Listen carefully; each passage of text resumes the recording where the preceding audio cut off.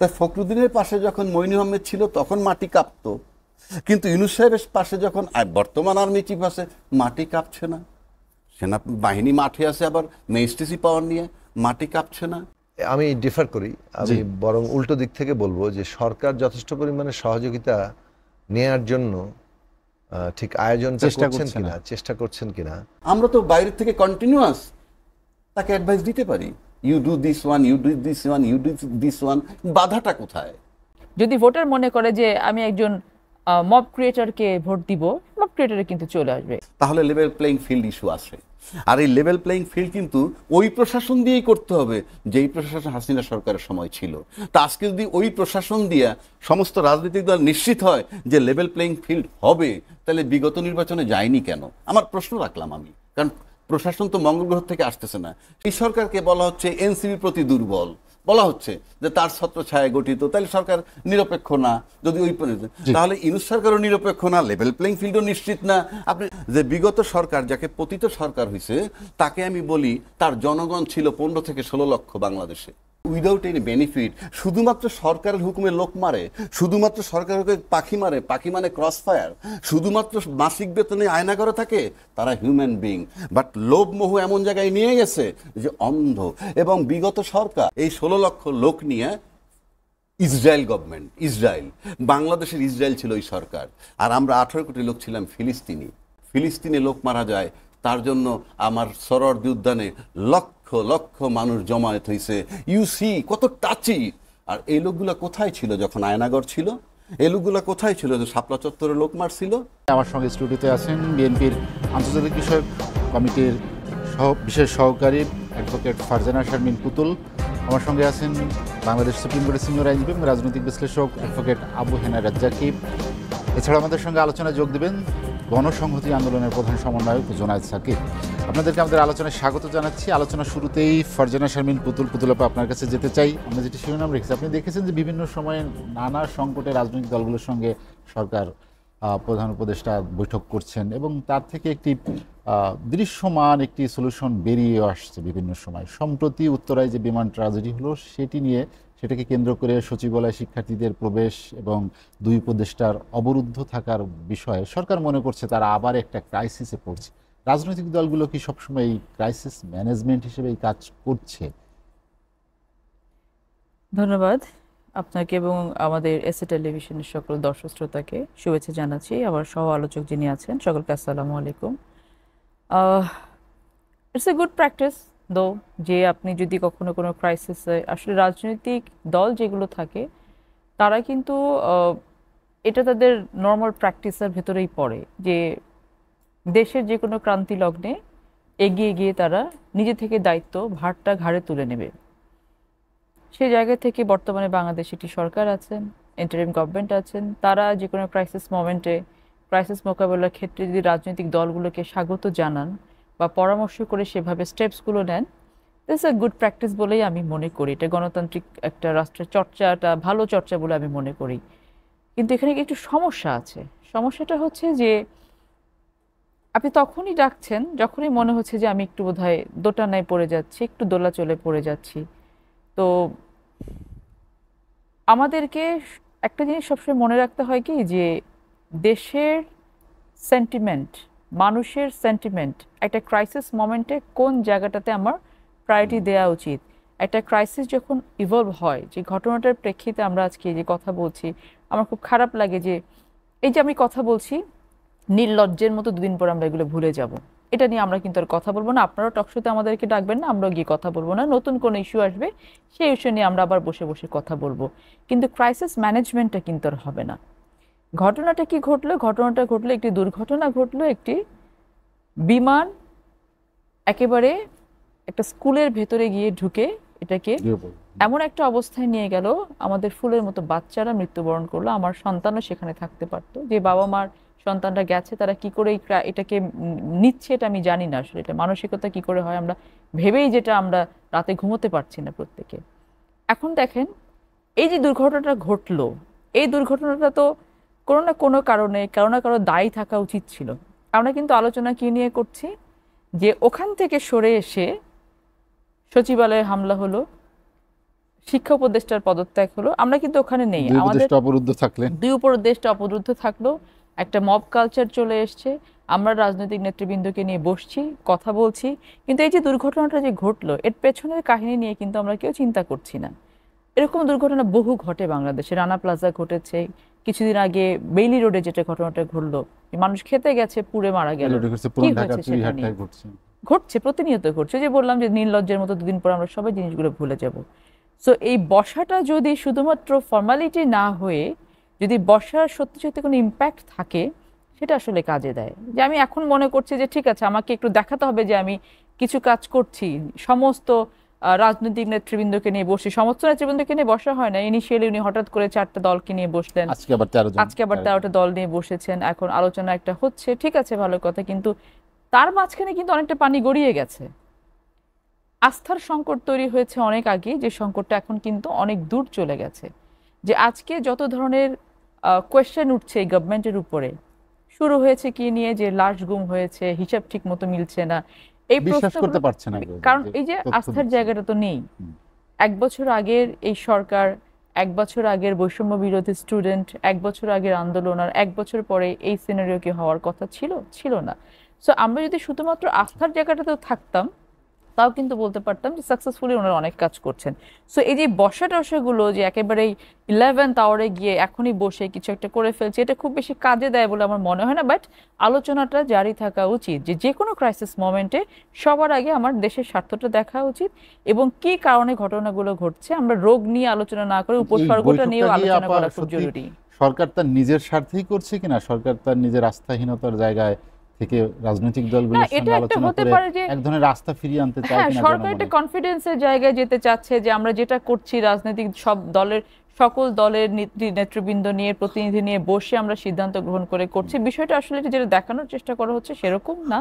সিদ্ধান্ত তো আমরা বিভিন্ন আমাদের দেশের অনেক বড় বড় মাথা আছেন, ব্যক্তিত্ব আছেন, যেমন দেবপ্রিয় ভট্টাচার্য গত 2 দিন ধরে স্টেটমেন্ট করেছেন। সরকারের ভেতরে একটা সরকার আছে, কে চালাচ্ছে আমরা জানতে পারছি না, বুঝতে পারছি না।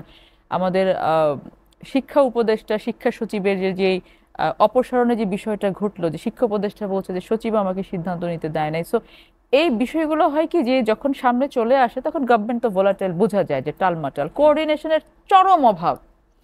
যখন আজকে আমাদের লাইমলাইটে আসার কথা ছিল স্বরাষ্ট্র উপদেষ্টার, লাইমলাইটে আসার কথা ছিল আমাদের স্বাস্থ্য উপদেষ্টার, তারা ওনারা কোথায়? আজকে 2জন উপদেষ্টাকে অবরুদ্ধ থাকতে হলো। কেন এই সিচুয়েশন হবে? এই উপদেষ্টারা গত 1 বছর আগে, আপনি আমাদের আসিফ নজরুল স্যারের কথা চিন্তা করেন, উনি আমার ডাইরেক্ট টিচার, উনি আমি যখন ঢাকা বিশ্ববিদ্যালয়ের স্টুডেন্ট ছিলাম, ওনার ক্লাস আমি করেছি, উনি আমাদের টিচার ছিলেন। তো এখন উনি 1 বছর আগে, আমার মনে আছে যে এই জুলাইয়ের সময় যখন স্টুডেন্টদেরকে ধরে নিয়ে গেল ডিবি অফিসে, উনি একলা চলে গেছেন ওখানে স্টুডেন্টদেরকে বের করে নিয়ে আসার জন্য, তারপর আরো অনেকে গেছে। তো আজকে ওই স্টুডেন্টরাই কিন্তু তাকে অবরুদ্ধ করে রাখছে। তো এই জায়গাটা তৈরি কেন হলো? একটা এত বড় সুযোগ, একটা এত সুন্দর সুযোগ দেশের মানুষকে যেটা দিতে পারতো এই সরকার, তারা কিন্তু দিতে পারলো না। আলটিমেটলি যেটা হলো যে তাদের আস্থার জায়গাটা অনেক খালি নেমে গেল। আলোচনায় বসেন, একটা কার্যকরী কোনো কিছু আসুক, ফাংশনাল কোনো কিছু আসুক, দেখানোর জন্য কাজ করে তো লাভ নেই এগুলো। জি, আমি আপনার কাছে আবার আসবো। ফারজানা শারমিন পুতুল, অ্যাডভোকেট আবু হেনা রাজ্জাককে আপনি শুনছিলেন পুতুল আপা যেটা বলছিলেন যে কার্যকর কিছু পদক্ষেপ চান রাজনীতিবিদদের সঙ্গে। আবার যে বৈঠক, সেই বৈঠকে আপনার কি মনে হয় যে কেন ডাকলো রাজনৈতিক দলগুলোকে প্রধান উপদেষ্টা? শুধুই কি তিনি বিপদে পড়েছেন সেজন্যই, এরকম কোনো বিষয়? ধন্যবাদ আপনাকে এবং পুতুল সহ-আলোচক, খুব ভালো আলোচনা করে। তারপরে সাকি যোগ দিলেন, সব বিজ্ঞ আলোচক। এর ভিতরে আমি একটু শেকি বা নার্ভাস বলতে পারেন। দেখেন, সংকটে সংলাপ, আপনি সংকট হইলেই তো সংলাপ করবেন, এবং সংকটে সংলাপ করতে যিনি চান সেটাকে আমরা পজিটিভ দেখতে চাই। যেমন ধরেন, আপনি মোবাইল ফোন যদি ডিস্টার্ব না করে, আপনি তো মেকানিকের কাছে নেবেন না। স্বাস্থ্যে যদি আপনি ট্রাবল ফিল না করেন, not go to a physician. তো উনি সংকটে পড়লে যাবে। বাট প্রশ্ন হচ্ছে উনি একজন absolutely non political person, but he is dealing with the politicians. এবং লাস্ট 11 মান্থস উনি পলিটিশিয়ানদের সাথেই ডিল করছেন, এবং উনি অনেকগুলা ক্রাইসিস নিয়ে আলাপ করতেছেন এই বাংলাদেশে। প্রথম কথা হইল যে আপনি রাজনীতি বা পলিটিক্সের উদ্দেশ্যটা কি? পলিটিক্সের উদ্দেশ্য কি দেশের রাজনীতি করা? শুধুই রাজনীতি করবেন? দেশের স্বার্থে মঙ্গল যদি আপনি চিন্তা করেন, তার মেনি ওয়েজ, যে মঙ্গল কামনা কইরা রাজনীতি মানে একটা দর্শন যদি দেন, সেটা যদি আমি ক্ষমতায় নাও থাকি, and if it is acceptable, it can be accepted by anybody. তো ইউনূস সাহেব তো একটা বিরাট সংকটে আছে from the beginning. He is a non political person. What cooperation he has got from the, কেন সব রাজনৈতিক দলগুলো তাকে সমর্থন করেছে? সেটাই যদি সব রাজনৈতিক দলের সমর্থনের বিষয়টা আনেন, আপনি বিগত 16 বৎসরে কিন্তু এইরকম আওয়ামী লীগ সরকারের বহু ক্রাইসিস আমরা দেখেছি। কই, উনি তো কোনো রাজনৈতিক দলের সাথে আলাপ করেননি। উনি রাজকীয়ভাবে আয়নাঘর বানিয়েছিলেন, উনি ক্রস ফায়ার করেছেন, উনি বিনা বিচারে হত্যা করেছেন, উনি শাপলা চত্বরে হত্যা করেছেন, উনি 57 জন সেনা অফিসার ওনার সময় হত্যা হয়েছে। এর চেয়ে বড় ক্রাইসিস তো বাংলাদেশ হয়নি। কারোর সাথে তো বসেননি, 16 বছর ক্ষমতায় ছিলেন। এবং এই 16 বছরের মধ্যে 12 বছর কিন্তু সবাই তার বিরোধিতা করেছে, যারা আজকে ক্লেম করছে যে এই সরকারকে সহযোগিতা করছে। তো তারা তো 12 বছর ওই সরকারের বিরোধিতা করছে, তারপরে সেই সরকার 15 বছর ক্ষমতায় থাকলো। আর সবাই মিলে আমরা তাকে কোঅপারেট করছি, উনি 11 মাসে হিমশিম খাচ্ছেন। এটা কোন কোঅপারেশন? আসেন বিমান দুর্ঘটনা, I am not a technical person, I am not neither an engineer, না অ্যারোডাইনামিক, না পাইলট, কিছুই না। আমার কাছে স্রেফ একটা দুর্ঘটনা যদি আমি ধরি, আমি যদি একটা সিম্পল দুর্ঘটনা, কোনো যেভাবেই করেন আপনি দুর্ঘটনা, এখন এটা প্লেনের ত্রুটি না পাইলটের ত্রুটি, all these are related with the air force, এয়ারফোর্সের বাহিনী, এয়ারফোর্সের বিমান ইত্যাদি ইত্যাদি। তো শিক্ষা উপদেষ্টার পদত্যাগটা কেন?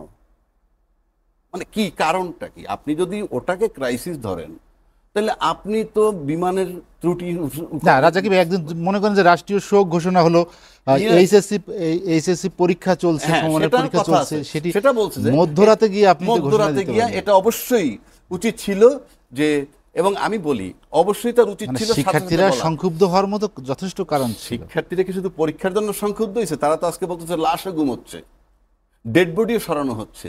1, 2 নম্বর, এমনও আমি দেখছি অন্য জায়গার ছাত্র আসছে, অন্য জায়গার ছাত্র এসে এমনভাবে বলছে, লন্ডনে বসে গাফফার চৌধুরী যেভাবে লিখতো বিভিন্ন ঘটনা পত্রিকায়, মনে হয়তো পাশের বাসায় সে আছে, এরকম। এটার মানে আমি স্যাটার করছি না, for gods sec, but it is very touchy issue. যে মায়ের সন্তানরা গেছে, তার পাশে নির্মমভাবে 600 টাকা বোতল পানিও বিক্রি হয়েছে। This is Bangladesh. 300 টাকা বিক্রি হয়েছে হাফ লিটার, 600 টাকা বিক্রি 1 লিটারে পানি। মানে আমাদের মানসিকতাটা কোথায় চলে গেছে? এগুলো আপনি কি দিয়ে ঠিক করবেন? আপনি যদি চিন্তায় সৎ না হন, মেন্টালি সৎ না হন, ইন্টারনালি সৎ না হন, আপনি এগুলো ঠিক করতে পারবেন না, কখনোই পারবেন না। আরেকটা জিনিস আমি আপনাকে বলি, এই যে সরকার ব্যর্থ, অ্যাবসলিউটলি ব্যর্থ, আমি বলতে চাই এই সরকার ব্যর্থ, এবং ব্যর্থ আমরা সবাই কোঅপারেট করতেছি, তারপরে সে ব্যর্থ। আপনি যদি বিগত সরকারের দিকে তাকান, আমার ব্যক্তিগত ওপিনিয়ন এটা, যে বিগত সরকার যাকে পতিত সরকার হয়েছে, তাকে আমি বলি তার জনগণ ছিল 15 থেকে 16 লক্ষ বাংলাদেশে। এই 15-16 লক্ষ কারা? প্রজাতন্ত্রের কর্মকর্তা কর্মচারী। তাদের সরকার ছিল ওই সরকার, এবং তার এই লোকগুলো ভাইস ভার্সা, আমি ক্ষমতায় থাকবো, তুমি ক্ষমতায় রাখবা, এবং তারপরে যা হবার তাই হয়েছে। আপনি কি মনে করেন উইদাউট এনি বেনিফিট শুধুমাত্র সরকারের হুকুমে লোক মারে, শুধুমাত্র সরকারের হুকুমে পাখি মারে, পাখি মানে ক্রস ফায়ার, শুধুমাত্র মাসিক বেতনে আয়না করে থাকে? তারা হিউম্যান বিং, বাট লোভ মোহ এমন জায়গায় নিয়ে গেছে যে অন্ধ। এবং বিগত সরকার আপনার এই 16 বছর চালাইছে কিভাবে জানেন? এই সরকারটা ছিল, ওই সরকারটা ছিল এই 16 লক্ষ লোক নিয়ে ইসরায়েল গভর্নমেন্ট, ইসরায়েল, বাংলাদেশের ইসরায়েল ছিল ওই সরকার। আর আমরা 18 কোটি লোক ছিলাম ফিলিস্তিনি। আমরা কোনো আলোচনা দেখি নাই, আমরা তির্যক কথা শুনি নাই, আমরা কোনো আন্দোলনও দেখি নাই। আমরা দেখছি কিছুদিন আগে ফিলিস্তিনে লোক মারা যায়, তার জন্য আমার সরোয়ার্দী উদ্যানে লক্ষ লক্ষ মানুষ জমায়েত হয়েছে। ইউসি কত টাচি। আর এই লোকগুলা কোথায় ছিল যখন আয়নাগর ছিল? এই লোকগুলা কোথায় ছিল যে শাপলা চত্বরে লোক মারছিল? তার মানে হচ্ছে কি, this government is absolutely non cooperated. Second ধাপে বলবো how and why he is non cooperative. রাজাকি ভাই, আমি আপনার কাছে আবার আসবো। দর্শক আমাদের সঙ্গে আলোচনায় যোগ দিয়েছেন গণসংহতি আন্দোলনের প্রধান সমন্বয়ক জুনায়েদ সাকি। সাকিব ভাই, আপনাকে স্বাগত জানাচ্ছি। আমরা যেটি নিয়ে আলোচনা করছিলাম যে সংকট হলেই রাজনৈতিক দলগুলোর ডাক পড়ে, বিষয়টা কি সেরকম? আপনি কিভাবে দেখেন এই বৈঠকগুলো? ধন্যবাদ আপনাদের সবাইকে, সালাম এবং শুভেচ্ছা। আসসালামু আলাইকুম। এখন একটু দেরিতে প্রবেশ করেছি, সময় মতো এসেছিলাম, প্রবেশের সময় একটু দেরি, দুঃখিত আমি সেজন্য। আজকে মাননীয় প্রধান উপদেষ্টা রাজনৈতিক দলগুলোর সাথে, ইনফ্যাক্ট গতকালকেই বসেছেন তাদের ভাষায় 4টি প্রধান দলের সাথে। আমরা আজকে আরো 8, 9, 10টি দল তার সাথে দেখা করেছি। ও, এটা সেকেন্ড পার্ট আপনাদেরটা। তো সবাই বলেছিলেন যে এইরকম একটা উদ্ভূত পরিস্থিতিতে যখন তিনি ডেকেছেন, এবং তার ভাষায় তিনি উৎকণ্ঠিত, সেই কারণে তিনি ডেকেছেন। একে তো গোপালগঞ্জে একটা এনসিপির যে পূর্ব নির্ধারিত সমাবেশে এইভাবে হামলা হলো, এবং সেটা যে পতিত ফ্যাসিস্ট শক্তি সাথে যুক্ত লোকেরা করেছে, সেটা সহজে অনুমেয়।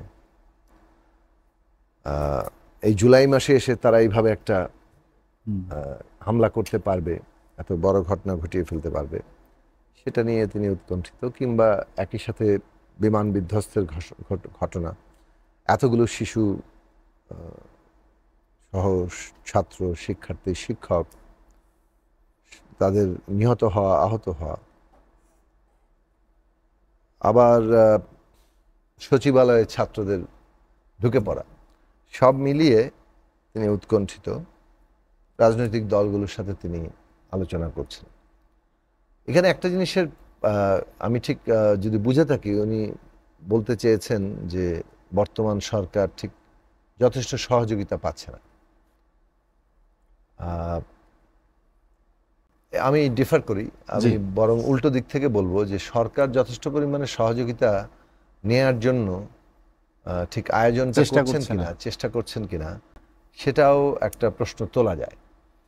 কারণ আজকে মাননীয় প্রধান উপদেষ্টাকে আমরা এটা স্মরণ করিয়ে দিয়েছিলাম যে 13ই আগস্ট আমরা কতগুলো বিষয় আপনার সাথে আলাপ করেছিলাম। এক তো হচ্ছে যে তাদের আশু কতগুলো কর্তব্য আছে, যেগুলো বলতে পারেন যে এখনো বেশ প্রশ্নের মুখে। আমাদের শহীদদের রাষ্ট্রীয় মর্যাদা দেওয়া, তাদের পরিবারের দায়িত্ব গ্রহণ করা, আহতদের চিকিৎসা এবং তাদের জীবনের দায়িত্ব নেওয়া, এইগুলো তো ধরেন না তালিকা, না মর্যাদা, না এখন পর্যন্ত আহতদের ক্ষোভ, সবই বিরাজমান। Very unfortunate. তাদের একটা আশু কর্তব্য ছিল আইন শৃঙ্খলা এবং জনগণের নিরাপত্তা, সেটা যেভাবে মব জাস্টিফাইড হয়েছে অথবা মবকে নিয়ন্ত্রণ করা যায়নি, সেটা এখন নানান রূপ নিচ্ছে। তো সেইটার বিষয়ে সরকারের একটা দৃষ্টিভঙ্গিগত সমস্যা এবং তার এক্সিকিউশনের সমস্যা। অর্থনীতির ক্ষেত্রে বরং সরকারের কিছু কিছু ভূমিকা নিঃসন্দেহে আমরা তার সাধুবাদ দিব, যদিও সামগ্রিকভাবে অর্থনীতি বেশ চাপের মুখে, এবং সর্বশেষ যুক্তরাষ্ট্রের শুল্ক ট্যারিফ আরোপ করা হয়েছে, সেটাও একটা নানাভাবে আমাদের চাপে রেখেছে। আমরা যথার্থভাবে মোকাবেলা করতে পেরেছি এই দাবি করতে পারবে না সরকার। অন্যদিকে তাদের দীর্ঘমেয়াদী যে কাজ ছিল বিচার, সংস্কার এবং নির্বাচন, সেই ক্ষেত্রে বরং তাদের অগ্রগতি অনেক ভালো। বিচারের একটা প্রক্রিয়া শুরু হয়েছে, কিন্তু এটা আরো দৃশ্যমান হওয়া দরকার, ত্বরান্বিত হওয়া দরকার। প্রয়োজনে আরো অনেকগুলো ট্রাইব্যুনাল করা দরকার। মানুষ কিন্তু বিচার দেখতে চায়, এবং শহীদ পরিবারগুলো বিচার ছাড়াই দেশে একটা মনে হচ্ছে নির্বাচন ইত্যাদি, এগুলো তাদের জন্য বেশ কষ্টকর অনুভূতি হয়। এগুলো তারা বলেন, এটাকে হয়তো সঠিকভাবে ভুলভাবে যেভাবে বলেন, তাদের ইমোশনের গুরুত্ব আছে। সংস্কারের দিক থেকে আজকে একটা ঐতিহাসিক দিন, যেমন আরো কয়েকটি ঐতিহাসিক নির্বাচন কমিশন গঠনের ক্ষেত্রে, নির্বাচন কমিশন বলতে পারেন যে নিজের কথা একটু বলি, গত 2015 সাল থেকে প্রায় এককভাবে রাজনৈতিক দলের পক্ষ থেকে সাংবিধানিক পদগুলোতে একটা সাংবিধানিক কমিশনের মাধ্যমে নিয়োগ, সরকার, বিরোধী দল এবং বিচার বিভাগের প্রতিনিধিদের সমন্বয়, এর জন্য আমরা কথা বলেছি, লড়াই করেছি দলগতভাবে। সেটা আমরা গণতন্ত্র মঞ্চে এনে দাঁড় করাতে পেরেছি। আমরা অন্যান্য যখন জোটে কাজ করেছি, এবং সর্বশেষ 31 দফাতেও এটা আমরা অনেক লড়াই করেছি, যদিও পুরোপুরি ঐকমত্য আমরা প্রতিষ্ঠা করতে পারিনি। কিন্তু এইবারে এসে অন্ততপক্ষে নির্বাচন কমিশনের মতো একটা সাংবিধানিক পদে আজকে 5 সদস্য বিশিষ্ট যে সাংবিধানিক কমিটি নিয়োগ দেবে, যেখানে প্রধানমন্ত্রী, বিরোধী দলের নেতা, স্পিকার, ডেপুটি স্পিকার যিনি বিরোধী দল থেকে আসবেন, এবং চিফ জাস্টিস অ্যাপিলেট বিভাগের একজন বিচারপতিকে মনোনীত করবেন। 5 জনের কমিটি নির্বাচন কমিশন নাম ঠিক করবেন, প্রতি পদের বিপরীতে একজন, এবং তাদেরকে রাষ্ট্রপতি নিয়োগ দেবেন। ফলে রাষ্ট্রপতির এখানে আলাদা কোনো আনুষ্ঠানিকতা ছাড়া তেমন কোনো ভূমিকা থাকছে না। সো এটা বাংলাদেশের গণতান্ত্রিক কাঠামো তৈরির ক্ষেত্রে একটা গুরুত্বপূর্ণ অগ্রগতি। তো এই যে 5 তারিখের মধ্যে আশা করি, মানে জুলাইয়ের মধ্যেই আশা করা হচ্ছে, 5 তারিখের মধ্যে অবশ্যই আমরা আশা করি যে একটা ন্যূনতম জাতীয় সনদ তৈরি হবে, যেখানে আমরা ঐকমত্য আছি, যেগুলো যে দলই জয়লাভ করুক তারা বাস্তবায়ন করবে। অন্যদিকে যেগুলো বিষয়ে দ্বিমত থাকবে সেটা নির্বাচনের মধ্যে দিয়ে মীমাংসা হবে জনগণের কাছে। তো এইটার একটা অগ্রগতি আছে। এমনকি নির্বাচনের প্রশ্নেও সরকার ইতিমধ্যে ইঙ্গিত দিয়ে দিয়েছে। আশা করা যায় 5 তারিখে কিংবা খুব অল্প সময়ের মধ্যেই আমরা নির্বাচনের তারিখ আরো সুনির্দিষ্টভাবে পাবো। সেটাও দরকারি, কেননা এই সংস্কারটা সম্পন্ন করার জন্য নির্বাচন দরকার। সরকারের সেদিক থেকে একটা অগ্রগতি আছে। কিন্তু একটা বিষয়ে সরকারকে আমরা শুরু থেকে বলেছিলাম যে আপনাদের সমর্থন ভিত্তিকে, উনি একটা আওয়ামী লীগের রেফারেন্স টানছিলেন কিংবা যে কোনো পলিটিক্যাল গভর্নমেন্টের রেফারেন্স, তার তো নিজের একটা পার্টি থাকে, ফলে তার তো বাকিরা সব তার অপোনেন্ট, ফলে তার সাথে তারা আলোচনা করে। কিন্তু এই সরকারের যারা সমর্থনকারী তারাই কিন্তু তার সমর্থন ভিত্তি, একদিকে জনগণ, অন্যদিকে জনগণের প্রতিনিধিত্বকারী ফ্যাসিবাদ বিরোধী আন্দোলনের শক্তিগুলো, তারা তাকে সমর্থন দিয়েছে, তারাই তার ভিত্তি। ফলে তাদের সাথে একটা নিয়মিত যোগাযোগের ভিত্তিতে কিন্তু এই সরকারটা রাষ্ট্র পরিচালনা করা উচিত। কারণ এই 26 জন মানুষ কিসের ভিত্তিতে পুরো জিনিসটাকে চালাবেন? যখন পিপলের উইল, পলিটিক্যাল পার্টির মানে কনসেন্ট একটা জায়গাতে থাকে, তখন সরকার একটা নীতি, নতুন নীতি গ্রহণ করলে কিংবা সেটা কার্যকর করতে গেলে সে অনেক বেশি শক্তির সাথে সেটা করতে পারে। আমরা বলেছিলাম ন্যাশনাল পলিটিক্যাল কাউন্সিল গঠন করেন, জাতীয় রাজনৈতিক একটা কাউন্সিল কিংবা পরিষদ গঠন করেন, যেখানে সরকার নিয়মিতভাবেই রাজনৈতিক দলগুলোর সাথে বসবে। কিন্তু সেই জায়গাটাতে না করার ফলে যখন একটা ক্রাইসিস মোমেন্ট হচ্ছে তখন তারা ডাকছেন, আমরা 2 মিনিট 3 মিনিট করে বলার সময় পাচ্ছি। এটা সরকারকে কিছুটা পরামর্শ সহযোগিতা যে দিচ্ছে না তা না, কিন্তু সরকারের শক্তি, যেমন ধরুন প্রশাসন কাজ করে না, পুলিশ কাজ করে না, অমুক সহযোগিতা করছে না, তমুক আমরা ব্যর্থ হচ্ছি, এগুলো বাস্তব না, আমি তা বলছি না। এই বাস্তবতা দূর করার ক্ষেত্রে সরকার যখনই চায় আপনারা ডাকেন বা আপনারা যান, এই ডাকার প্রক্রিয়া নিয়ে অনেক সময় কথা ওঠে। এই উঠেছে, আমি হয়তো লম্বা হয়ে যাবে বলে বলছি না, যে আজকে পরের স্টেপে, পরের পর্বে বলবো যে ডাকার প্রক্রিয়া নিয়ে যথেষ্ট পরিমাণ আপত্তি। আজকে তো রীতিমতো ক্ষোভ উদ্গীরণ হয়েছে, মানে ব্যক্তিগতভাবে এই ধরনের ক্ষোভ আমি একটু কম প্রকাশ করি, কিন্তু আমি মনে করি যে ক্ষোভটার ন্যায্যতা আছে। যেটা জায়গাতে মানে বলবো যে প্রতিষ্ঠানগুলো, আমরা রাষ্ট্র নিয়ে আগে ভাবি, দেশ নিয়ে ভাবি, আমাদের প্রতিষ্ঠানগুলো কাজ করছে না। এত বড় একটা বিমান বিধ্বস্তের ঘটনা ঘটলো, হ্যাঁ, এটা আমরা খুঁজতে পারি যে এর পেছনে কোনো গাফিলতি ছিল কিনা, কোনো ধরনের ত্রুটি ছিল কিনা, দায়িত্ব অবহেলা ছিল কিনা, এইসব বিষয় নিশ্চয়ই তদন্ত হওয়া দরকার। কিন্তু একটা বিধ্বস্ত ঘটনা তো কেউ ইচ্ছাকৃতভাবে ঘটিয়ে ফেলেনি। এইটা যে ঘটলো এবং আনইউজুয়ালি ঘটলো, মানে সড়কের অ্যাক্সিডেন্ট, মানে যেটা সড়ক ঘটনা ঘটে সেটা একরকম, বিমান তার প্রতিদিন এইভাবে ঘটে না। সেটা একটা জায়গায় গেল, স্কুলে গেল, এতগুলো বাচ্চা, এতগুলো মানে পরিবারের আজকে হাহাকার। এখন ধরেন অনেকগুলো যে মানে কি বলা যায়, খুব প্রাথমিক স্তরের যে মানে ধরুন একটা বিরাট কনফিউশন, মৃতের সংখ্যা ইত্যাদি। আচ্ছা, ওখানে কেউ গায়েব হওয়া কিন্তু খুব কঠিন, কারণ স্কুলের সমস্ত ছাত্রদের তালিকা আছে এবং ইত্যাদি। কিন্তু একটা ইনফরমেশন সেন্টার কিন্তু খোলা যেত। এবং আজকে উপদেষ্টা একজন বলছেন, বিশেষ সহকারী, আর মানে সংখ্যা নিয়ে যে থেকে এক ধরনের মৃতের সংখ্যা বলা হচ্ছে, ধরনের মানে ইয়াতে পার্থক্য, একটা তথ্য কেন্দ্র থাকা দরকার ছিল, সেই তথ্য কেন্দ্র থেকে পরিষ্কার করে বক্তব্য দেওয়া দরকার ছিল, এবং সকলের কোয়ারি, কে কোথায় আছে না আছে সেই সব বিষয়ে যাতে মানুষ হয়রানি ছাড়া, দৌড়াদৌড়ি করা ছাড়া একটা জায়গায় যেতে পারে। সবাই অস্থির, সবাই অত্যন্ত উদ্বিগ্ন, সবাই দিশাহারা, কাজেই দৌড়াদৌড়ি আছে, এটা আমরা বাস্তব মানি। কিন্তু সরকারের তো অনেক প্রতিষ্ঠান, তার তো কাজ করার ক্ষেত্রে এইসব, পানির কথা বললেন, সেখানে পানি ওইগুলো ওই সমস্ত মানে কি বলা যায় যে সুযোগ সন্ধানীদের মানে অবিশ্বাস্য সব কর্মকাণ্ড এই দেশে ঘটে, এবং এগুলোর আসলে মানে বেশ ভালো রকম শাস্তি হওয়া উচিত।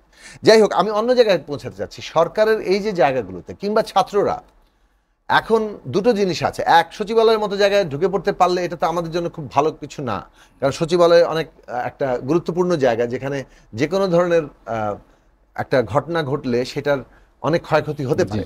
আচ্ছা, কিন্তু কিন্তু মানুষ তো বিক্ষোভ করবে, ছাত্ররা বিক্ষোভ করবে না? তাদের তো যদি বিক্ষোভ তৈরি হয় যে আমাদের পরীক্ষা রাত 3:30টায় কেন আমাদের পিছাতে হবে, তো বিক্ষোভটা করারও একটা সুযোগ থাকতে হবে এবং সেইটা ধৈর্যের সাথে মোকাবেলা করতে হবে। দুটো অ্যাসপেক্টই এখানে গুরুত্বপূর্ণ। এখন এই সব প্রশ্নের পেছনে যখন রাজনৈতিক দলগুলো নিয়মিতভাবে সরকারের শক্তি জুগিয়ে যায়, কারণ এই সরকার তো আমাদের প্রতিপক্ষ না, এবং এই সরকার ব্যর্থ হলে আমাদের কারো কোনো লাভ নাই। এই সরকারকে সফল হতে হবে এবং আমরা একটা গণতান্ত্রিক রাজনৈতিক উত্তরণ চাই। এটা আমাদের এই মুহূর্তে প্রধান জাতীয় স্বার্থ, এবং সেখানে বিচার, সংস্কার এবং নির্বাচন তিনটা ওতপ্রোতভাবে জড়িত। এটা পুরো জিনিসটাকে একটা ভালোভাবে শেষ করা এবং একটা পলিটিক্যাল গভর্নমেন্টের জায়গাতে পৌঁছানো, এইটা আমাদের আজকে অস্তিত্বের সাথে যুক্ত হয়ে যাচ্ছে। সুতরাং সেই জায়গাতে সরকারের যে সীমাবদ্ধতা, সেই সীমাবদ্ধতা অনেক ক্ষেত্রে সরকার নিজেই এই সীমাবদ্ধতার জায়গাগুলো দূর করার ক্ষেত্রে যে সহায়তা সে রাজনৈতিক দলগুলো থেকে নিতে পারতো সেটা নেয়নি। এবং আমরা আজকে বলে এসেছি প্রধান উপদেষ্টাকে যে প্রতি মাসে আপনার নিয়মিতভাবে আপনি আগে রাজনৈতিক দলের সাথে বৈঠক করেন, এবং এই বৈঠক করা আপনার প্রয়োজন, কেননা আপনি যে সিদ্ধান্ত বাস্তবায়ন করতে চান সেটা কিন্তু শক্তি যোগাবে এই রাজনৈতিক দলগুলোই।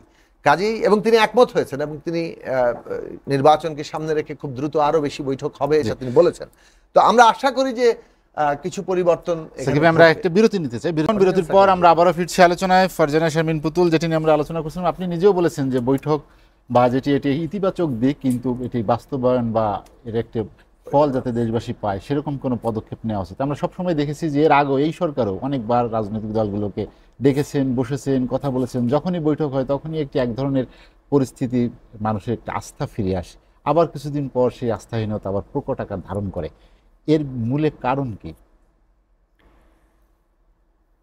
রাজনৈতিক দলগুলো এবং সরকার, এইটার দুটোর সমন্বয় কিন্তু আসলে একটা রাষ্ট্রের চালিকা শক্তি।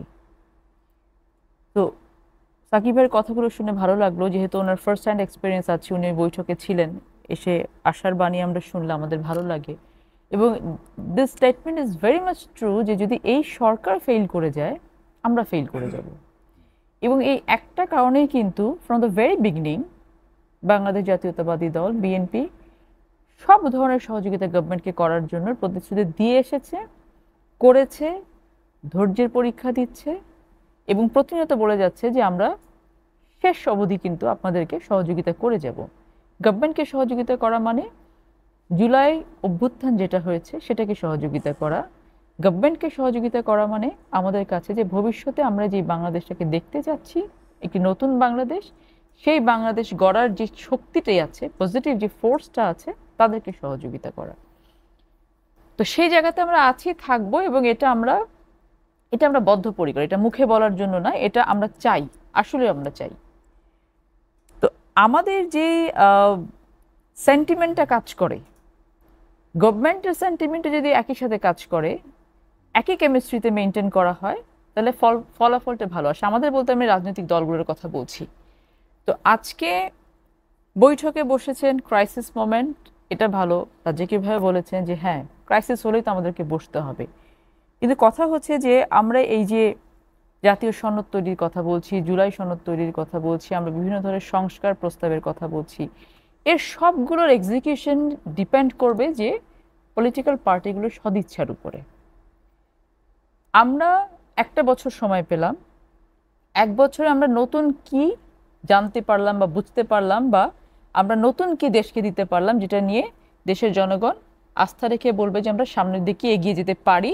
এই আলোকে এটাই তো আমাদের ইচ্ছে ছিল বা আমাদের আকাঙ্ক্ষা ছিল যে আমাদের গভর্নমেন্ট যেটা আছে তারা আমাদেরকে এমন কিছু স্বপ্ন দেবে, এমন কিছু পলিসি দেবে, এমন কিছু স্ট্রাকচার দেবে যে হ্যাঁ, ধ্বংসস্তূপ থেকে বাংলাদেশকে তুলে নিয়ে আমরা হাঁটা শুরু করলাম। তো আমি বলবো যে এই জায়গাটাতে গভর্নমেন্ট সেই কাজগুলো করতে পারেননি বলেই যে আমাকে মব ক্রিয়েট করতে হবে, করতে পারেননি বলে যে আমার একটা গ্রুপ ক্রিয়েট করতে হবে যাদেরকে সামনে এগিয়ে দিয়ে আমি যেটা চাই সেটাকে আমি করে নিয়ে আসতে পারবো। এই জিনিসটা কিন্তু বাংলাদেশের মানুষ এখন বোঝে। যেমন সচিবালয়ের যে ঘটনাটা, আমরা এই প্রেক্ষাপটে নতুন কি কি জিনিস দেখছি, যে আমরা দেখছি যে আমরা সরকার রাতে চলে, বিজ্ঞাপনগুলো, প্রজ্ঞাপনগুলো, নোটিশগুলো, নোটিফিকেশনগুলো আসছে কিভাবে, ফেসবুকে আসছে রাতে, স্কুল কালকে বন্ধ, পরীক্ষা কালকে হবে না, ম্যাক্সিমাম দেখা যায় রাতে আসে, সকালে আমরা জানতে পারি। এটা কোনো কিছু হতে পারে না। গভর্নমেন্টের ফার্স্ট প্রায়োরিটি কি হওয়া উচিত ছিল এখানে, যেই মুহূর্তে এই ঘটনাটা ঘটেছে, ওই স্কুলের অনেক কলেজের অনেক স্টুডেন্ট ছিল যারা পরীক্ষা দিচ্ছে, ওই মুহূর্তে যখন ইনিশিয়েটিভ নেওয়া হচ্ছে রাষ্ট্রীয় শোক, তখনই বলা উচিত ছিল যে আগামী 2-3 দিন পরীক্ষাগুলো বন্ধ থাকবে, এখানকার স্টুডেন্টরা কিভাবে পরীক্ষা দিবে। এটা কি আমার অ্যাটেনশনটা কোন দিকে, যে আমার অ্যাটেনশন যদি কোঅর্ডিনেশন দিকে থাকতো তাহলে আমি কিন্তু ওই জিনিসটা চিন্তা করতে পারতাম। আজকে আমরা কি দেখলাম যে সচিবালয়ের গেট ভেঙেও কিন্তু ঢুকে যাওয়া যায়, এটা কিন্তু একটা রেফারেন্স ক্রিয়েট হলো। হ্যাঁ, এই রেফারেন্সগুলো ভালো রেফারেন্স না, আমরা এগুলো চাই না, আমরা এগুলো ক্রিয়েট করতে চাই না। সাকিব ভাই বলেছেন আমরা কি বিদ্রোহ করব না, আমরা কি আন্দোলন করব না, আমরা কি প্রটেস্ট করব না, অবভিয়াসলি করব, কিন্তু আমাকে জানতে হবে যে আমার কোন প্রটেস্টটা কখন করতে হবে। আমি কোনোভাবে গিয়ে যখন একটা জায়গায় বার্ন পেশেন্ট আছে সেখানে গিয়ে আমি যদি ওখানে গিয়ে আন্দোলন শুরু করি, সেখানে গিয়ে আমি আমার দাবি দেওয়া পেশ করতে থাকি, তাহলে কিন্তু আমার আসল কার্যক্রমটা ব্যাহত হতে হবে।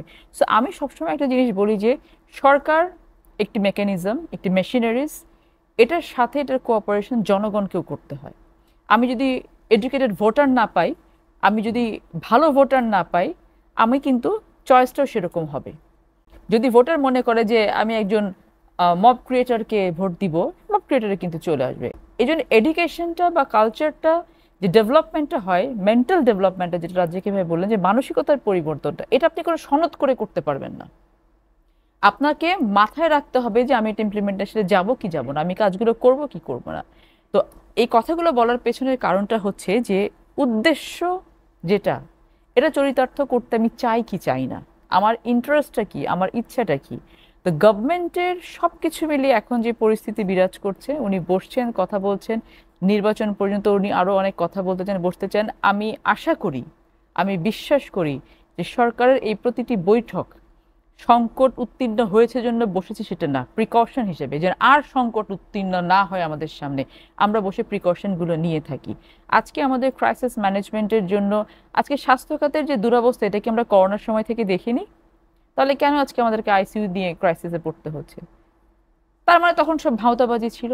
তো ও ভাওতাবাজি করে আর দেশের জনগণকে আমরা কতখানি আমরা আর তাদেরকে এভাবে এভাবে একটা গোলক ধাঁধার মধ্যে রেখে দিব। So we need a proper mechanism. আমরা চাই যে আসলে দেশটাকে গড়ার জন্য। সরকারের উদ্দেশ্যে আসলে কোনো বার্তা আছে কিনা এই পরবর্তী ঘটনাগুলো, যে ঘটনাগুলো ঘটলো, আপনার কি মনে হয়? সরকারের জন্য এটা অনেক বড় একটা বার্তা দিচ্ছে। সরকারকে অনেক একটা অশনি সংকেত বলা যায় যে আপনার সামনে যেই সংকটই আসছে মোকাবেলা তো করা যাচ্ছে না, আজকে কেন গোপালগঞ্জে এই ঘটনা ঘটবে, কেন আপনি হতে দিলেন, কেন এগুলোকে আপনি প্যাট্রোনাইজ করলেন, কেন সচিবালয়ের মতো জায়গাতে দরজার খুলে ঢুকে, আমরা দেখেছি ছাত্রলীগও ঢুকেছে, আজকে টিচারদের গায়ে হাত দেওয়া হয়েছে। এই যে একটা ফোর্সকে আরেকটা ফোর্সের সামনে দাঁড় করিয়ে দিয়ে আমরা তো এখান থেকে বেরিয়ে আসার জন্য জুলাই অভ্যুত্থান আমাদের হয়েছে, তাহলে আপনি কেন ম্যানেজ করতে পারলেন না? সেই ফোর্সটাকে তো আপনাকে আগে কার্যকর করা উচিত ছিল ওখান থেকে। কেন আপনি কালচারটা আরেকবার রেফারেন্স হিসেবে ক্রিয়েট হতে দিলেন যে হ্যাঁ এটাও করা যায় কিন্তু এখন? তো আমার কথা হচ্ছে যে আমার আন্তরিকতাটা থাকতে হবে এবং আমরা সহযোগিতা করার জন্য গভর্নমেন্টকে বসে আছি। একটা অ্যাপ্রোপ্রিয়েট প্রপার নির্বাচন ছাড়া কোনোভাবে ক্রাইসিস ম্যানেজমেন্ট করে গভর্নমেন্টের পক্ষে সম্ভব না। আপনার পাবলিকের সাথে আপনার কানেক্টিভিটি থাকতে হবে, পাবলিকের সেন্টিমেন্ট আপনাকে বুঝতে হবে। আজকে ক্রাইসিস কেন ক্রিয়েট হলো? যদি শুধুমাত্র এই শিক্ষা সচিব এবং শিক্ষা উপদেষ্টার স্টেটমেন্টগুলো না আসতো তাহলে কিন্তু অতখানি মব ক্রিয়েট হতো না। আবার যারা মব ক্রিয়েট করলো তাদেরকেও বুঝতে হবে যে আমার সব জায়গায় সব ধরনের রিয়াকশন দেওয়া যাবে না। সো আমাদেরকে সার্বক্ষণিকভাবে আগে আমাদের মেন্টাল যে আমাদের ক্যালকুলেশনটা সেটা আমাদেরকে করতে হবে, সব দিক দিয়েই করতে হবে। দুলাপা, আমি আপনার কাছে আবার আসবো। অ্যাডভোকেট আবু হেনা রাজ্জাকি, আপনি শুনছিলেন যে সরকার আসলে কেন পারছে না, আপনি নিজেও বলছেন যে এই সরকার ব্যর্থ হচ্ছে বারে বারে বিভিন্ন জায়গায় বিভিন্ন ম্যানেজমেন্ট, সে তার সীমাবদ্ধতা কি নিজেই বুঝতে পারছে না, এরকম কিছু যেটি সাকিব ভাই বলছেন যে সীমাবদ্ধতা আছে? এবং দুইজন সহালোচক, দেখেন এই যে সরকারটা, আমি কিন্তু আসলে বিষয়টা আমার কাছে এরকম না যে I am favouring someone or I am disfavouring someone. আমি যেটা ফিল করি আমি সেটা বলছি। এই সরকার কিন্তু মাত্র 26 জন লোক, আমি জানি না 26 জন বোধহয় সম্ভবত উপদেষ্টা, মাত্র 26 জন লোক। এই সরকার বিশেষ সহকারী দিয়ে মানে 40 ঠিক আছে 50 জন। এই 50 জন লোক যখন দায়িত্ব নেয়, মানে সবাই যখন দায়িত্ব দেয় তাকে, ইনফ্যাক্ট বঙ্গভবনে বসে 3 বাহিনী প্রধান বলেন, রাজনীতিবিদ যারা আছে, সাকিব ভাইটাই সহ, এই পুতুলরা বা তাদের রাজনৈতিক দল সবাই তো ওখানে গেছে, গিয়ে দায়িত্বটা তাকে দেওয়া হয়েছে। এবং এই যে দায়িত্ব তাকে দেওয়া হয়েছে, তখন দেশটার অবস্থাটা কি, অবস্থাটা রিয়েলিটি ভাবতে হবে। আমাদের কিন্তু পিছনে আরও কেয়ারটেকার গভর্নমেন্ট ছিল, টাইম টু টাইম নির্বাচন হয়েছে। শাহাবুদ্দিন সাহেবও নির্বাচন দিয়ে গেছেন, লতিফুর রহমান সাহেব নির্বাচন দিয়ে গেছেন। তাদের টাইমটা ছিল কীরকম, একটা সাজানো বাগান, তার ভিতরে মাত্র সরকারের লোকগুলো নাই, আর বাকি সব কিন্তু ঠিক ছিল। বাংলাদেশ ব্যাংকের গভর্নর, বাইতুল মোকাররমের খতিব, বিচারক, পুলিশ সব কিন্তু অ্যাজ ইউজুয়াল ছিল। ওনারা বৈশা শুধু নির্বাচনটা দিয়ে চলে গেছেন। এবং কি রাষ্ট্রীয়ভাবে তাদেরকে তত্ত্বাবধায়ক সরকার বানানো হয়েছিল যে তোমরা বৈশা নির্বাচনটা দিয়ে যাবা। আর ওনাদেরকে যখন বসানো হয়েছে, ওনার তত্ত্বাবধায়ক সরকারও না, ওনার নির্বাচিত সরকারও না, ওনাদেরকে বসে একটা রেফারেন্স দিয়ে বসানো হয়েছে অন্তর্বর্তীকালীন সরকার হিসাবে, যেই সরকার সংবিধানে নাই। যে সরকার সংবিধানে নাই তাকে আমি সংবিধানের ভিতরে ঢুকাবো কি করে? Number one. নাম্বার টু, তার মেয়াদ কি ছিল, তার কার্যক্রম কি ছিল, যে আপনি কি কি করবেন সেটা কি তাকে বঙ্গভবনে বলা হয়েছিল? বলা হয়নি। যাই হোক, তারপরে পরিস্থিতিগত কারণে উনি বলছেন আমি জুনের মধ্যে, অল্প সংস্কার হলে ডিসেম্বর, বেশি হলে আমি জুনের মধ্যে চলে যাব নির্বাচন দিয়ে। এখন আসেন, আপনি সরকার যেই হন না কেন, শেখ হাসিনা সরকার কিভাবে চলছে? আমি শেখ হাসিনা সরকার রেফারেন্স দিব এই কারণে, উনি তো পতিত হয়েছেন। উনি কিভাবে চলছেন? পুলিশ লোক মারুক, আর্মি লোক মারুক, গার্জিয়ান কে ছিল? সরকার স্বয়ং। শেল্টার ছিল সরকার স্বয়ং। তোমরা যা কিছু করো নো প্রবলেম, শেল্টার স্বয়ং। এই যে, তার মানে প্রশাসন ছাড়া আপনি চলতে পারবেন না। বাংলাদেশে যতগুলো অভ্যুত্থান হয়েছে, ফাইনালি কিন্তু আপনার প্রশাসনকে বলতে হয়েছে we are no more with you.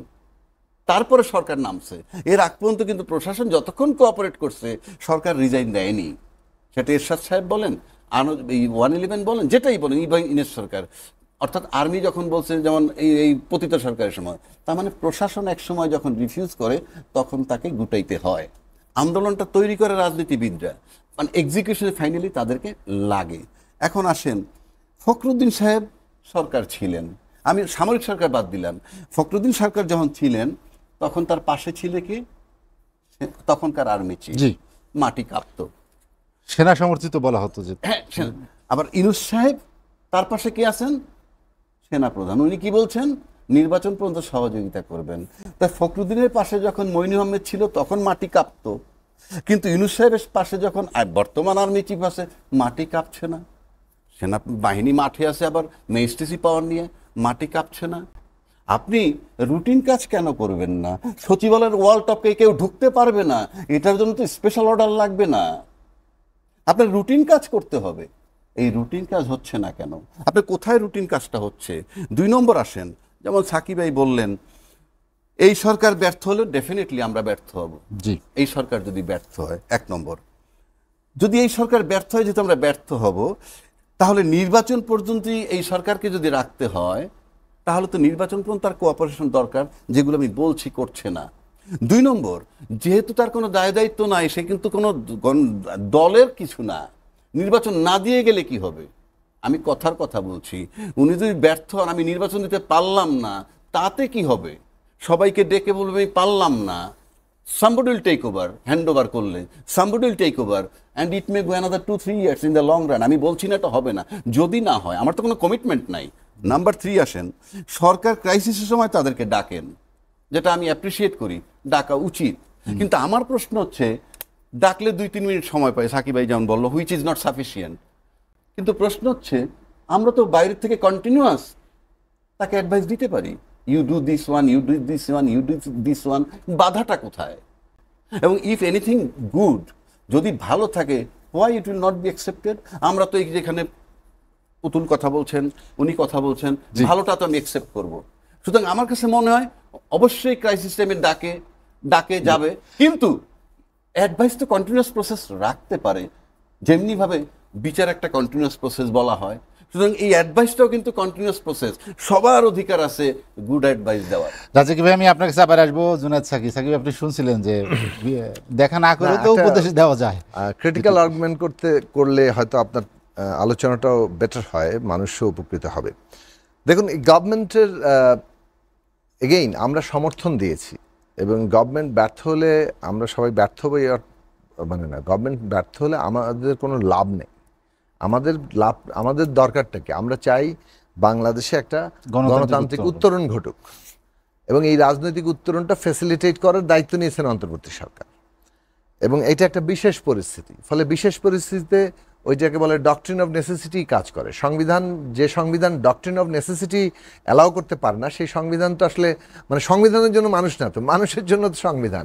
সুতরাং মানুষের প্রয়োজনেই কিন্তু যা যা তৈরি হবে সেটা অ্যাকোমোডেট করতে পারতে হবে, ওই আইনি মারপ্যাচ দিয়ে লাভ নেই। এবং সুপ্রিম কোর্ট খুব সঠিকভাবে সিদ্ধান্ত দিয়েছেন যে এই গভর্নমেন্ট ভেরি মাচ বৈধ, কারণ এই মুহূর্তে একটা ডক্ট্রিন অফ নেসেসিটি তৈরি হয়েছে, প্রয়োজন তৈরি হচ্ছে, তাই একটা সরকারকে অন্তর্বর্তী দায়িত্ব গ্রহণ করতে হবে। কোনো একটা দেশে সরকার না থাকলে মানে আইন না থাকলে কিছু একটা হবে না, হবে তো, ভয়েড বলে তো কিছু নাই। কাজে সেই জায়গাটা থেকে আমরা যদি দেখি, তারা একটা দায়িত্ব নিয়েছেন, ফ্যাসিলিটেট করবেন একটা ট্রানজিশনকে। এখন সেখানে আমাদের বক্তব্যটা শুরু থেকে যেটা ছিল যে আপনাদের সমর্থন ভিত্তি হচ্ছে আমরা, আপনি চেষ্টা করেন এই শক্তিটাকে কাজে লাগিয়ে তার পূর্ণ প্রয়োগ ঘটাতে, কারণ তার পেছনে জনগণ আছে এবং রাজনৈতিক দলগুলো আছে। রাজনৈতিক দলগুলো জনগণকেই প্রতিনিধিত্ব করে, কিন্তু ব্রডলি একটা অভ্যুত্থানের কারণে জনগণের যে সমর্থনকে আলাদা করে বলা যায়, সেই সমর্থন প্লাস পলিটিক্যাল পার্টি যারা অভ্যুত্থানের অংশ, তারা তাকে ডাইরেক্টলি সমর্থন করছে। তাহলে তারা কি করতে পারতেন? তারা পুলিশ বাহিনীকে যেভাবে প্রথম 3 মাস এমনকি 6 মাস, আজকে আমরা মাননীয় প্রধান উপদেষ্টাকে আমি নিজেই বলেছি, আমাদের পক্ষ থেকে বলেছিলাম যে পুলিশ সংস্কার রিপোর্ট কেন এখন পর্যন্ত আলোচিত হচ্ছে না, কেন প্রশাসন সংস্কার রিপোর্ট আমাদের আলোচ্য বিষয় হচ্ছে না, এবং এগুলো যদি না হয় তাহলে আমরা এই কাজগুলোর জন্য কিন্তু আপনার পার্লামেন্ট লাগবে না, এটা আপনি অর্ডিন্যান্স দিয়ে করতে পারেন, এটা পরবর্তী পার্লামেন্ট রাটিফাই করতে পারে। কিন্তু কনস্টিটিউশন আলাদা জিনিস, কনস্টিটিউশনে হাত দেওয়ার ক্ষেত্রে আপনাকে ডেফিনেটলি পিপলের ম্যান্ডেট নিতে হয়। এখন এই জায়গাটাতে আপনার যে সরকারকে কতগুলো জায়গা যেতে হবে, এবং তার পেছনের শক্তি আবারও বলছি জনগণ। পুলিশ এফেক্টিভ হয় না, কেন হয় না? জবাবদিহিটা কোথায়? একটা জায়গায় যদি একটা পুলিশ অ্যাক্টিভ না থাকে, কোথাও যদি গোয়েন্দা ফেলিয়ার হয়, সে গোপালগঞ্জে হয়েছে, কিংবা ওইখানে যথেষ্ট পরিমাণ কেউ অ্যাক্টিভ হয়নি, তাহলে আপনার তার একটা জবাবদিহি থাকবে না। উনি বহাল তবিয়তে সেই জায়গা মতো বসে থাকবেন তার সব ব্যর্থতা নিয়ে, তাহলে তো এই প্রশাসন কাজ করবে না। যে কোনো জিনিসের তো পুরস্কার এবং শাস্তি থাকতে হবে। আপনি একটা কাজে সম্পূর্ণ অবহেলা করলেন, ফেল করলেন, আপনার কোনো কিছুই জবাবদিহি করতে হবে না, তাহলে তো এটা মানে সফল হবে না। ওই জায়গাগুলোতে দলের বাধা কোথায়, সরকারের বাধা কোথায়? সরকার এটা খুব আমরা সহজেই জানি বুঝি যে ভাই কোনো না কোনো পার্টির প্রভাব আছে, কোনো না কোনো ইনফ্লুয়েন্স আছে, এটা বলবেন। সেইটা কাটানোর জন্যই তো আপনার পলিটিক্যাল পার্টিগুলোর সাথে আলোচনা করা দরকার ছিল, যে গভর্নমেন্ট যখন বলবে যে আমার সামনে এই কাজ আছে এবং এটা করতে হবে, so we want your support, আমরা কিন্তু এটাতে যাচ্ছি, আমরা আপনাদের এটাতে কোঅপারেশন চাই। কোনো পার্টি কিন্তু বলতে পারবে না না আমার এটা করার আমি করতে দেব না। সো এই জায়গাগুলোতে সরকার একটা বড় ল্যাপস দেখিয়েছে। আরেকটা জায়গা আছে, আপনি যখন পলিটিক্যাল পার্টির প্রতি, যেটা আমি বলছিলাম যে ধরুন অনেকে এটা বলেছেন, আমিও কিছুটা মনে করি মাননীয় প্রধান উপদেষ্টা, আমরা এটা বলেছি যে মাননীয় প্রধান উপদেষ্টা কিন্তু আজকে তিনি যেহেতু ঐকমত্য কমিশনেরও চেয়ারম্যান, তিনি কিন্তু ঐকমত্য কমিশনের মিটিংয়ে গতকালকে বলে দিতে পারতেন যে আজকে সকাল 11টার সময় আমি ওখানে যাব, সবার সাথে একটু কথা বলবো। ভেরি মাচ সে অনুযায়ী প্রস্তুত হতো দলগুলো থেকে এবং সবার সাথেই বসতে পারতেন এবং একটা ন্যাশনাল বার্তা যেত। এখন আপনি আগের দিন 4 পার্টির সাথে বসলেন, একজন উপদেষ্টা বললেন 4টি প্রধান দলের সাথে আমরা বসলাম, মানে how can you define that 4টি এটা মানে প্রধান দল, বাকিরা নিজেদেরকে অপ্রধান আগেই ভেবে নিচ্ছে। আপনি ইলেকশনের আগে যখন প্রধান অপ্রধান ভাগ করে আপনি ফেলেন সরকার, এবং এটা শুধু এই শব্দে না, কিন্তু ভাষা হচ্ছে আপনার বাস্তবতার রিফ্লেকশনটা ঘটায়। অনেক প্র্যাকটিক্যাল ফিল্ডে পাওয়ার ইকুয়েশনে এই প্রধান অপ্রধান হয়ে গেছে। আজকে আমি অনেক নেতাকে বলতে শুনেছি তাদের কি কি পরিণতি মানে বাস্তবতা ফেস করতে হচ্ছে, অথচ কন্ট্রারি অন্য ধরনের আরো অন্য দল কি ধরনের বাস্তবতায় কিংবা কি অবস্থার মধ্যে তারা আছে। এই পার্থক্যগুলো যখন তৈরি হয় তখন কিন্তু ভেতরে ভেতরে একটা ডিসইউনিটি বিল্ড আপ করতে থাকে। এখন আপনি যেখানে ঐক্যের জায়গা করার কথা, আপনার ফাংশন অ্যাকশন নিজেই কি অনৈক্যের সৃষ্টি করছে, অনৈক্যের জায়গাটা চলে যাচ্ছে। আপনি যখন ইন্টেনশনালি করছেন অথবা আনইনটেনশনালি, যাই হোক আপনার অ্যাকশন এটা করাচ্ছে, সেই জায়গায় কিন্তু মনোযোগ দিতে হবে। এখন মনোযোগ দিতে হবে এই কারণে যে আপনি না হলে মানে ব্যক্তিগতভাবে ABCD মানে ছাড় দিয়ে দিতে পারে, কিন্তু বাকিরা ছাড় নাও দিতে পারে। সো এইটা মনে রাখা দরকার যে প্রত্যেকেরই স্বীয় মর্যাদা এবং একটা ন্যায্যতার জায়গাটা তৈরি করা দরকার। এই গভর্নমেন্ট এই ট্রিটমেন্টে যেমন সকলের প্রতি একটা যথাসম্ভব ন্যায্য আচরণ করবে, অন্যদিকে তার একটা লেভেল প্লেইং ফিল্ড করতে হবে। ধরুন আমরা তো মনে করি যে 5 তারিখের পরে আমাদের প্রধান এজেন্ডা হবে কি নির্বাচনের পরিবেশ, এবং যদি ইলেকশনের কোনো কারণে মানে অনিশ্চয়তা তৈরি হয়, এই একটা ইস্যু নিয়ে তৈরি হবে। সাকিব ভাই, এখন এই জায়গাটাতে আপনি দেখেন গভর্নমেন্টের রোলটা তো প্রধান নাকি, আমি করে দিব, আর্মিকে আমি বললে কথা শুনবে, পুলিশকে আমি বললে কথা শুনবে, না গভর্নমেন্ট বললে কথা শুনবে? গভর্নমেন্ট যদি না বললে কথা না শুনে, পরিষ্কার আমাদের বলা উচিত কোন পুলিশ অফিসার কে শুনছে না, জনগণ তখন সেটাকে জবাবদিহি করতে বাধ্য করবে। আপনাকে তো এই জায়গাটাতে যেতে হবে। সাকিব ভাই, আমি আপনার কাছে আবার আসবো। একজন সরকারের কর্মকর্তা কর্মচারী বলে সে দায়িত্ব থেকে সে কর্মকর্তা দায়িত্ব পালন করছে না। আমি আর একটা বিরতি নিতে চাই, বিরতির জন্য লেট এডিশন। বিরতির পর আমরা আবারও ফিরছি আলোচনায়। ফারজানা শারমিন পুতুল আপা, যেটি নিয়ে আমরা আলোচনা করছিলাম যে সংকটে প্রধান উপদেষ্টার একটি আহ্বান ছিল যে একটি ঐক্য গড়ে তোলা, দৃশ্যমান ঐক্য। 1 বছর পরে আপনি বললেন যে যে জায়গাগুলো কাজ হওয়ার কথা সেটি হয়নি। রাজনৈতিক দলগুলো কিন্তু অনেক দূরে, যোজন দূরে চলে গিয়েছে। মিটফোর্ডকে হত্যাকাণ্ডকে কেন্দ্র করে দেখেছেন আপনি একদম যুদ্ধাঙ্গদেহী এক ধরনের বক্তব্য আসতেছিল। এই যে পার্থক্য, ঐক্য অনৈক্যর জায়গায় চলে আসলো, সেখানে এখন আবার দৃশ্যমান ঐক্য কেন চাচ্ছে সরকার? কারণ সরকার এখন খুব শেকি একটা কন্ডিশনে চলে গেছে। সব কিছুর একটা লংজিভিটি থাকে, একটা এক্সপায়ারি সময় থাকে। তো আপনার এক্সপায়ারি সময়টা ডেট একটা থাকে, আবার ইন্টারনাল কিছু ভাইবও থাকে। বিষয়টা হয় কি যে আমরা এই যে এতক্ষণ ধরে যে আলোচনা করছি, আমরা সবাই একটা বিষয়ে বলার চেষ্টা করছি যে আসলে যেটা আপনি দেখাচ্ছেন সেটা আপনি করেন। বিষয়টা হচ্ছে এটা যে আপনি যেটা বলার চেষ্টা করছেন আপনি এটা করেন, ট্রু সেন্সে করেন। সেই জায়গাটাতে আমাদের প্রত্যেকেরই আস্থার জায়গাটা, অভাবটা তৈরি হয়ে গেছে অলরেডি। তো রাজনৈতিক দলগুলোর সাথে সরকারের যদি দূরত্ব তৈরি হয়, এটা সরকারের জন্য কঠিন সময় বয়ে নিয়ে আসবে, সেটাই স্বাভাবিক। এবং এটা আমরা কেউই সেটা চাইনি, আমরা কোনো রাজনৈতিক দলই চাইনি। কারণ আমরা এই সরকারে যারা বসে আছেন, যে 26 জন হোক, 26 জনের ক্যাবিনেট হোক অথবা 50 জনের হোক, তাদের সম্মিলিত নির্যাতন এবং যে কোনো একটি ছোট রাজনৈতিক দলের তৃণমূল পর্যায়ের কর্মীদের নির্বাচন যদি আপনি দাঁড়িপাল্লায় মাপেন, এটা যোজন পার্থক্য আছে। তো সেই জায়গা থেকে আমরা যারা পিঠে শুয়েছি, পেটে শুয়েছি, আমরা যারা দিনরাত ঘুমাতে পারিনি, পথে পথে ঘুরেছি, ওই ধান খেতে মশারি টাঙিয়ে শুয়েছি, দিনের পর দিন বারান্দায়, কোর্টের বারান্দায় কাটিয়েছি, আমরা জানি যে এই একটি গণতান্ত্রিক পরিবেশের কি পরিমাণ প্রয়োজন আমাদের। আমি বিশ্বাস করি সরকারও সেটা জানেন, মনে করেন। তো সরকার এখন সে কি না হয়ে সামনের সময় যেটা আছে সেই সময়গুলোতে যদি ওনার সেই আন্তরিকতাটা নিয়ে এবং সরকারের ভেতরে ভাগ না করে, কারো ইচ্ছার বহিঃপ্রকাশ না ঘটিয়ে, কারো ইচ্ছা মতো করে নিজেকে পরিচালিত না করে, যদি সামগ্রিকভাবে আমার এখানে আসার উদ্দেশ্য কি, আমাকে বাংলাদেশের জনগণ এখানে নিয়ে এসছে এবং আমাকে যে উদ্দেশ্যে নিয়ে এসছে আমি সেটা চরিতার্থ করে আমি বিদায় দিই, ওই যে ট্রানজিশন পিরিয়ডটা, এই ট্রানজিশনটাকে যদি উনি চমৎকারভাবে করে দিয়ে যেতে পারেন, বাংলাদেশের বুকে উনি স্মরণীয় হয়ে থাকবেন। এবং সেটা তখন তাদের জন্য এখন তো ফার্স্ট প্রায়োরিটি হওয়া উচিত। এবং আমরা সেটা করার জন্য বসে আছি যে আপনি যে সম্মান নিয়ে, আপনার ক্যাবিনেট যে সম্মান নিয়ে বাংলাদেশের দায়িত্ব নিয়েছিলেন, সেই সম্মানটা নিয়ে যেন আপনারা এক্সিটটা করতে পারেন। ফারজানা শারমিন পুতুল, আপনাকে অসংখ্য ধন্যবাদ। আজ আলোচনা শেষ করব, হাতে সময় নেই। অ্যাডভোকেট আবু হেনা রাজ্জাকি ভাই, আলোচনা শেষ করতে চাই। আমি যদি একদম সরাসরি আপনাকে জিজ্ঞেস করি, গত কয়েকদিনের রাজনৈতিক কর্মকাণ্ড বিশ্লেষণ আপনার কি মনে হয়? জামাত, এনসিপি, বিএনপি ঐক্য অটুট আছে এখনো? Very simple. আমি আপনাকে একটা কথা বলি, সরকার একটা বড় স্টেক হোল্ডার বর্তমান অবস্থায়। এরকম ক্রাইসিস টাইমে সেনাবাহিনী তারা একটা বড় স্টেক হোল্ডার।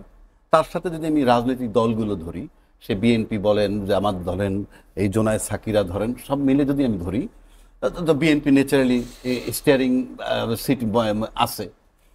এই যে 3টে স্টেক হোল্ডারের কথা বললাম, এদের একটা ঐক্যমত্যে আসতে হবে। মানে একটা সুন্দর নির্বাচনের জন্য। 2 নম্বর হচ্ছে, যেহেতু ইউনূস সাহেব বলতেছে আউয়াল মার্কা বা রকিবউদ্দিন মার্কা কিংবা নুরুল হুদা মার্কা নির্বাচন করবেন না, এটা ইজ গ্যারান্টিড। যদি করেন তাহলে লাভটা কি? তাহলে তো সেই গয়রা হইল আগের মতোই। সুতরাং এটাকে যদি আপনার শিফট করতে হয়, এটা একটা বিরাট ব্যাপার যে এই মার্কা নির্বাচন করতে পারবে না, তাহলে লেভেল প্লেইং ফিল্ড ইস্যু আসে। আর এই লেভেল প্লেইং ফিল্ড কিন্তু ওই প্রশাসন দিয়েই করতে হবে যেই প্রশাসন হাসিনা সরকারের সময় ছিল। তা আজকে যদি ওই প্রশাসন দিয়ে সমস্ত রাজনৈতিক দল নিশ্চিত হয় যে লেভেল প্লেইং ফিল্ড হবে, তাহলে বিগত নির্বাচনে যায়নি কেন?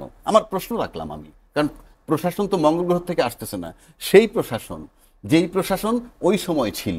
সুতরাং এই প্রশ্নগুলো যেহেতু আউয়াল মার্কা রকিব মার্কা নির্বাচন উনি দিবেন না, আর 3টা স্টেক হোল্ডারের ঐক্যমত্য দরকার এবং লেভেল প্লেইং ফিল্ড নিশ্চিত হওয়া দরকার। এগুলো না হইলে নির্বাচন আমার কাছে মনে হয় অনিশ্চিত। সেটা করতে পারবেন কিনা সময়ের ব্যাপার। তো রাজাকি ভাই, যদি এরকম হয় যে নির্বাচনের আগে কোনো দল মনে করে যে ভোটের আগে আমরা হেরে যাচ্ছি বা ভোটের আগে জিতে যাচ্ছি, সেখানে সেটা ভিন্ন কথা। সেটা আপনি it's a question of confidence যে আমরা নির্বাচন হলেই জিতবো।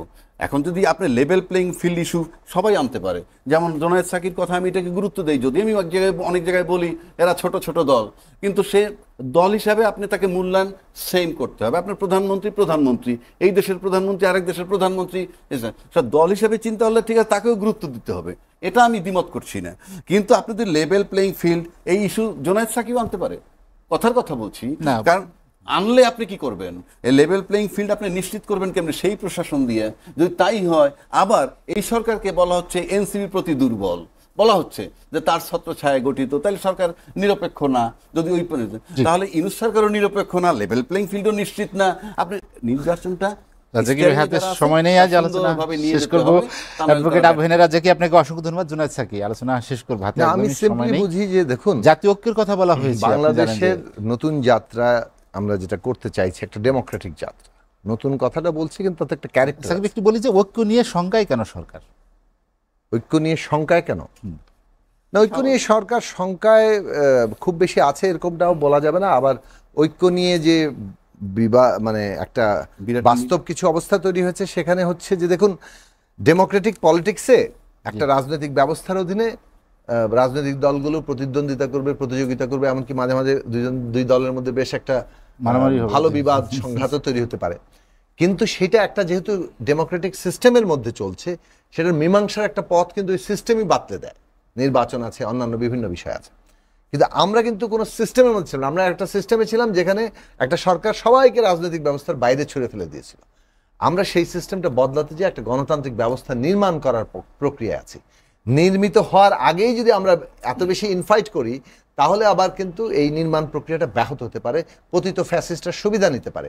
সেই কারণে আমাদের দিক থেকে আমরা কিন্তু অগাস্ট মাসে, গত অগাস্ট থেকে বলে যাচ্ছি, এই অগাস্টে আসলো যে ন্যূনতম জাতীয় ঐকমত্য রক্ষা করতে হবে, তার অধীনেই প্রতিযোগিতা প্রতিদ্বন্দ্বিতা রাখতে হবে, at least up to Democratic transition. এইটা হলো 1 নম্বর বিষয়। 2 নম্বর বিষয় হচ্ছে যে বাংলাদেশে বিচার আমাদের একটা গণতান্ত্রিক যাত্রার জন্য অপরিহার্য। ন্যায় বিচার ছাড়া কোনো রাষ্ট্র দাঁড়াতে পারে না। 2, আমাদের সংস্কারের বিষয়ে একটা ঐকমত্য হচ্ছে, যেগুলো দ্বিমত সেগুলো জনগণ মীমাংসা করবে।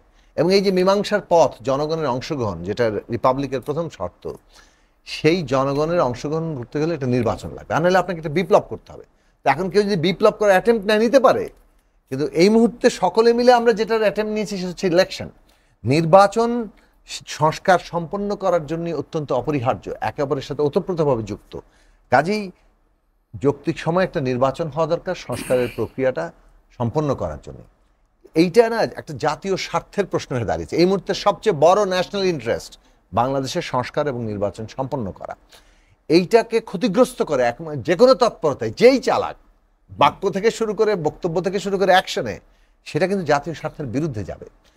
আমরা আমাদের দেশের সকল মানুষের এই জায়গাটা বুঝতে হবে, আমাদের অস্তিত্বের জন্য, আমাদের অর্থনৈতিক অবস্থা, আমাদের সাংস্কৃতিক সমস্ত উত্তরণের জন্য, এবং রাজনৈতিক যে সংকটে এতদিন আমরা নিপতিত ছিলাম, অভ্যুত্থান যেটাকে আমাদেরকে আলগা করে দিয়ে মুক্ত করার পথে আমাদেরকে ঠেলে দিয়েছে, সেটাকে যাতে আমরা একটা যথার্থভাবে এটাকে একটা পরিণতি দিতে পারি, সেই জন্য আমাদের সকলকে এই বিচার সংস্কার নির্বাচনের এই একসাথে চলার এই পুরো প্রক্রিয়ায় রোডম্যাপে থাকতে হবে। আমরা করতে পারলেই আমরা আমাদের শহীদের রক্তের ঋণ কিছুটা হলেও আমরা। হাতে সময় নিয়ে